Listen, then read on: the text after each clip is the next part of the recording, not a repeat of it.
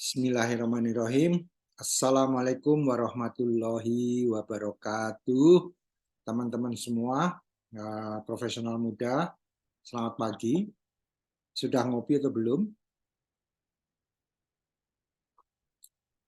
Baik, kita lanjutkan ya hari ini.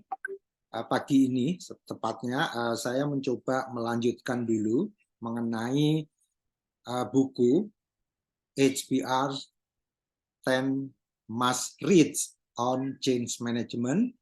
Tepatnya kita masuk di bab keempat ya, atau episode keempat. Dan alhamdulillah kemarin ada yang menghubungi saya ya, maksudnya dari salah satu pendengar dari rekaman ini ada yang menginginkan lebih memberikan contoh-contoh dalam hal konteks Indonesia. Nanti saya akan coba berbagi pengalaman ya mengenai konteks Indonesia, khususnya di area change management apa saja yang saya jumpai. Dan mungkin selama proses kita diskusi ini juga bisa kita masukkan juga. Baik, jadi ini yang keempat ini saya banget ya, saya suka banget ini karena memang saya bersyukur ada artikel ini karena memang pada saat saya belum membaca artikel ini, saya sudah sering melakukannya dalam hal memberikan dialog ya dengan beberapa change agent yang mengikuti program saya. Waktu itu memang sifatnya dulu klasikal di dalam kelas gitu, tapi kan selalu ada break, coffee break, kemudian juga ada makan siang gitu ya, mereka saja ngobrol gitu ya, mengenai tantangan mereka sebagai agen perubahan itu apa gitu ya. Dan juga pada saat setelah sesi pun saya biasanya membuat semacam grup gitu ya, kemudian membahas gitu. Dan saya selalu tekankan hal-hal yang akan kita bahas ini. Tapi baik, kita kembali ke fokus ke buku dulu ya, supaya bukunya selesai kita bahas. Jadi saya coba tampilkan saja mengenai beberapa hal penting apa yang dikatakan oleh buku ini atau artikel keempat dari buku ini yang ditulis oleh Debra Meyerson berjudul Radical Change: The Quiet Way. Ya, jadi ini kayak paradoks ya, radikal perubahannya tapi caranya tuh lembut gitu, tidak sontak gitu ya. Nah, dia mengatakan bahwa bagaimana sih kita melakukan suatu perubahan yang radikal, padahal perubahan radikal itu biasanya malah berguguran, maksudnya selalu aja ada orang yang mencoba tidak mau mengikuti perubahan itu gitu ya. Padahal kita semua tahu bahwa yang namanya perubahan yang sifatnya konstruktif itu memang harus dilakukan, tapi masalahnya semakin kita nge-push agenda kita atau kita semakin mendorong apa yang kita inginkan, orang semakin tidak menyukai ya. Dan semakin kita tunda, kita semakin tidak menyukai juga di dalam diri kita kenapa hal yang baik tidak diberlakukan ya. Contoh yang paling gampang ini saya langsung ingat adalah dalam hal pada saat listrik tidak digunakan, lampu tidak digunakan di kantor-kantor, kenapa nggak dimatikan? Misalnya seperti itu ya. Karena apa? Mungkin orang nggak menganggap itu yang penting. Nah, kalau Anda sebagai seorang change leader gitu ya, tidak harus Anda sebagai pimpinan ya, Anda bahkan ini sebagai staff gitu ya, itu kita harus lakukan mulai dari diri kita. Ya udah, kita beri contoh, kita matikan pada saat misalkan lunch atau pada saat kita pulang kerja, pokoknya intinya kita mencoba melakukan bukan saja penghematan perusahaan ya, penghematan terhadap penggunaan listrik di dunia ini atau di secara nasional gitu ya. Jadi ini yang dikatakan oleh Debra seperti itu. Jadi intinya tantangannya seperti itu ya. Jadi kita ingin melakukan perubahan yang radikal, tapi kalau kita terlalu ngotot gitu ya, terlalu kekeh gitu ya, kelihatan banget kita kayak memaksakan sesuatu. Nah, orang semakin ditekan biasanya malah semakin mencoba membalas gitu. Jadi ini tantangannya. Kemudian Apa dong yang perlu kita lakukan? Nah, ini menurut Debra ada istilah baru, istilahnya tempered radical. Ya, jadi seorang radikal yang benar-benar itu apa ya, temperamental dalam pengertian bukan temperamental penampilan ya, tapi dia benar-benar merasa terganggu. Orang yang radikal karena merasa terganggu hal yang baik atau hal yang semestinya dilakukan kok tidak dilakukan. Nah, yang kedua, dia biasanya adalah atau yang lebih baik, lebih efektif adalah seorang yang informal leader. Jadi bukan orang yang mendidiki secara resmi sebagai jabatan struktural gitu. Tapi orang-orang kalau saya sebut agen perubahan karena biasanya agen perubahan yang mengikuti kelas saya sebagai bagian dari transformasi perusahaan itu mereka adalah ya mereka bukan top gitu, biasanya middle atau bahkan staff gitu ya. Jadi kita harus memberikan pemahaman kepada mereka supaya mereka melakukan perubahan sekurangnya mulai dari diri mereka sendiri ya. Dan mereka ini bekerja tanpa adanya cuap-cuap, tidak perlu ada poster atau flyers atau meme atau apapun ya yang mengatakan bahwa suatu kebaikan tertentu, misalnya tadi ya contohnya yang paling gampang adalah mematikan lampu pada saat tidak digunakan gitu ya. Itu juga tidak perlu menggunakan poster atau blasting email atau blasting WA group gitu, nggak perlu ya karena bagi mereka yang penting adalah bagaimana ini gerakan ini bisa dilakukan oleh kita semua gitu ya.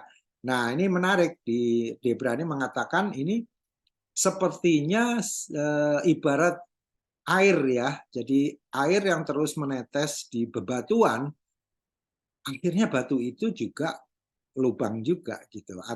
Artinya air itu bisa memecah batu gitu ya. Nah, dengan cara apa ya? Dengan semakin banyak orang yang melakukan apa yang kita contohkan tadi gitu ya. Jadi ini mereka apa menekankan pada perubahan yang sifatnya pada level di masing-masing staff atau masing-masing middle managers gitu ya. Nah, orang-orang yang tempered radicals ini kelihatannya memang apa ya fleksibel, kelihatannya kayak tidak banyak marah. Misalnya kalau ada orang yang tidak mematikan lampu, dia nggak terus menghina, lu ya gitu ya, kan kita lagi penghematan nih, kok lu nggak matiin lampu gitu ya. Nggak, dia tidak bertindak seperti itu. Ya, mungkin dia dengan cara halus pada saat mungkin dia berpura-pura kayak mau ke toilet terus mematikan lampu gitu ya. Nah, toilet juga tuh. Biasanya toilet itu nggak dipakai tapi lampunya nyala. Ya, jadi kenapa nggak kita mulai dari situ. Ini hal-hal yang kecil ya yang saya beri contoh ini. Nah, kemudian yang perlu ditekankan pada saat kita menjadi seorang agen perubahan dan kita kadang-kadang kalau menurut Debra ini kita lebih enjoy kerja sendiri gitu ya. Namun dia juga memiliki suatu keinginan kuat pada saat nanti dia bekerja sama dengan orang lain, dia juga tidak melupakan aspek yang sedang menjadi pemikirannya, apapun itu. Ya dalam hal ini penghematan listrik atau penghematan resources lainnya gitu ya. Melalui apa? Conversations. Jadi yang namanya dialog itu jadi penting. Ya, jadi kalau kita selalu menomorsatukan dialog gitu ya, itu perusahaan lama-kelamaan akan berubah menjadi yang lebih baik. Jadi jangan bekerja sendiri gitu ya. Jadi bekerja melalui dialog.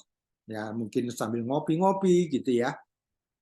Dan ini juga merupakan suatu perubahan yang mungkin kelihatannya nggak radikal ya, tapi dengan dilakukan sedikit demi sedikit seperti tetesan air tadi ya, tahu-tahu dalam waktu 1 bulan ternyata batu itu sudah mulai berkurang lagi di tetesan itu, sudah mulai ada bekasnya. Ya, jadi tear water drops itu benar-benar bisa memecahkan batu itu. Itu katanya Debra Meyerson ini. Nah, kemudian apa contoh-contoh realnya ya. Jadi kalau saya ingat-ingat di dalam beberapa meeting yang saya ikuti gitu ya, ada beberapa hal atau kasus yang menarik yang mungkin tidak begitu menjadi perhatian. Jadi gini, di artikel ini ada contoh menarik, dan yang saya sampaikan ini sebetulnya bukan dari buku tapi diinspirasi oleh buku itu, yaitu kejadian di mana sebuah meeting ada manajer paling atas atau mungkin katakanlah CEO-nya memimpin rapat, dan dia baru menunjuk seorang eksekutif lainnya gitu ya, yang menjadi tangan kanannya dia lah gitu ya. Nah, tiba-tiba dalam meeting itu dia lebih cenderung memuji-muji atau mengangkat orang baru tersebut, ya, sehingga menyinggung suatu bidang tertentu, katakanlah marketing gitu ya, marketing. Seperti contohnya dalam buku ini. Nah, padahal di situ ada orang marketing yang sudah jago banget ya, dan sudah dikenal orangnya itu sangat humble dan sangat menghargai orang lain. Jadi ininya banget komunikasinya bagus banget gitu ya. Nah, kemudian salah satu dari change agent itu atau agen perubahan itu, ketika si Pak Bos itu lebih banyak memuji, nah si change leader tadi atau si agen perubahan tadi bilang, oh iya pasar itu memang menarik, itu kita sudah mencoba menjajaki. Bukankah begitu Pak Marketing Manager? Nah, Pak bukan Marketing Manager, Pak siapa yang ahli marketing tadi. Jadi dia menyapa secara halus ya, bahwa Bapak ini tadi itu perlu diperhatikan loh, karena dia sudah mencoba melakukan pemasaran di area yang akan dimasuki oleh perusahaan tersebut gitu. Jadi artinya begini, kita bisa mencoba melakukan perubahan kepada pimpinan kita, bahkan dalam hal bagaimana memberikan rasa hormat atau apresiasi kepada orang yang sudah bekerja dengan baik, di mana di dalam rapat tersebut dia seperti tidak dianggap atau tidak dilibatkan dalam urusan yang sebenarnya itu menjadi urusannya dia juga, karena dia ahli marketing gitu. Mungkin bukan manajernya lah, tapi analisnya atau apa gitu. Nah, ini contoh real ya, dan saya menjumpai beberapa hal seperti itu, dan penting ya kita untuk selalu melakukan suatu perubahan dari hal yang kecil kalau kita yakin benar bahwa perubahan itu memang harus kita lakukan.